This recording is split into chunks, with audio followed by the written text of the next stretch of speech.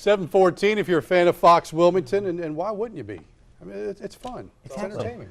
This is the time we set aside for Ryan P.C. Trimble. Comes out of the box. I do.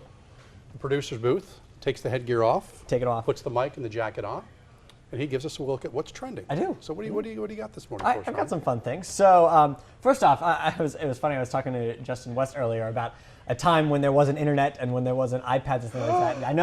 I know. But the 90s? Can you even imagine a time when an announcement that was made halfway across the world, where you would have to wait hours and hours to hear what was said? Well, I can't. But today, we get everything instantly, and our first story is a great example of that. This morning, the Cannes Film Festival made its sélection officielle, which is French for, thank you, which is French for what movies are going to play and stuff like that. And literally within seconds, the hashtag Cannes 2014 was trending on Twitter. The list is comprised entirely of films I've never heard of, so I won't even bother mentioning them. But it does include films by Michel Hazanavicius, who directed who directed The Artist, which won Best Picture a few years ago, and a movie called The Homesman, which stars Tommy Lee Jones, Hilary Swank, and Meryl Streep, who are people that are American actors, of course. And the Cannes Film Festival runs May 15th to May 25th, with the closing ceremony and awards handed out on the 24th. So I was looking on Twitter this morning, trying to find things that were happening, and the first tweet that popped up was hashtag Cannes 2014. And literally, it was 11 a.m. Paris time that they started announcing them, which was like minutes from when I saw the hashtag pop up. Yeah, I said something, I was down in Florida, as we well know by now. And my parents don't tweet, my mom Facebooks. Yeah. And I had said something about Twitter, I said, yeah, you can put something. I said, put a picture of Kate went on, and I said, your picture's now available for the world.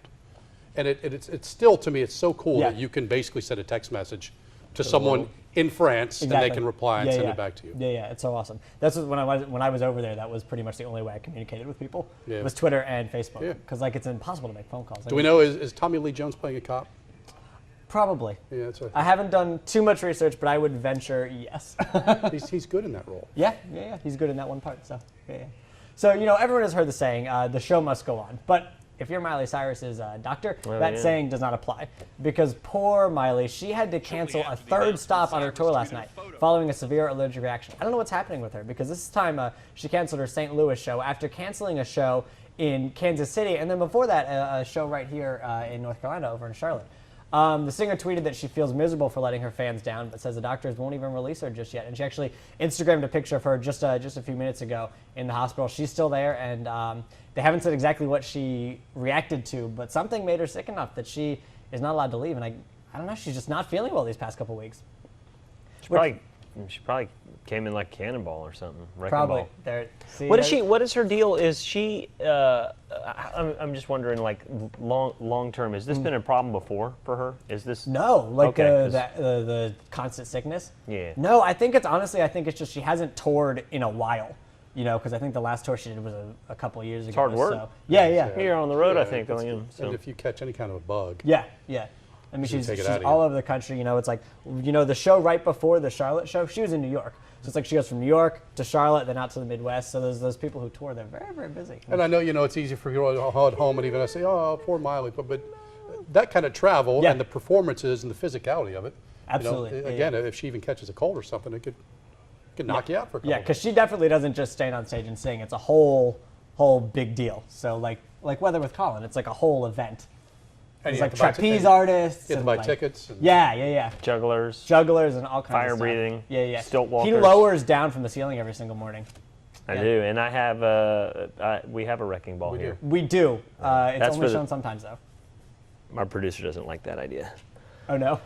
Well, at any rate. This idea, I bet our producer will like. Producer who's back Speaking of cross-gender stuff. Yes, exactly. Yeah. Everyone knows the 1993 film Mrs. Doubtfire, which I think is a classic comedy. It made over $400 million worldwide, but somehow since then there was never a sequel made. But if you always wanted to see Robin Williams return to that role, you're in luck. Oh, yeah? Because film site The Wrap has learned from sources close to the project that a Mrs. Doubtfire 2 is actually now in the works over at Fox 2000. And that both Chris Columbus, who was the original director, and Robin Williams are going to return. And they have someone great writing the script. The guy who actually wrote Elf back in 2003 will be writing that script. Of course, other than that, we don't know much else about the project, except that we can assume that Robin Williams will once again be going undercover as the hilarious, vaguely British nanny. And the thing Vaguely British. Vaguely British. I mean, what is she? Is she Scottish? I'm not sure. Hey, there's Sally Field. She's just Yeah. a little Forrest Gump's mom. retaining a little water. Yeah. But the director, Chris Columbus, said that his favorite thing about the idea is that since it's all done in the makeup, even though it's 20 years on, they can go back and put Robin Williams in that outfit, and he will look exactly like He played did an in old woman 1993. then. Exactly. Right. Exactly. Yeah. Older. Right. So they just put him in the makeup, and he's good to go. So that'll be exciting. So we'll see if that actually happens. So. Cool. Would you like to toss the break? Because you don't often get to do it. Oh, cool. We'll be right back after these messages.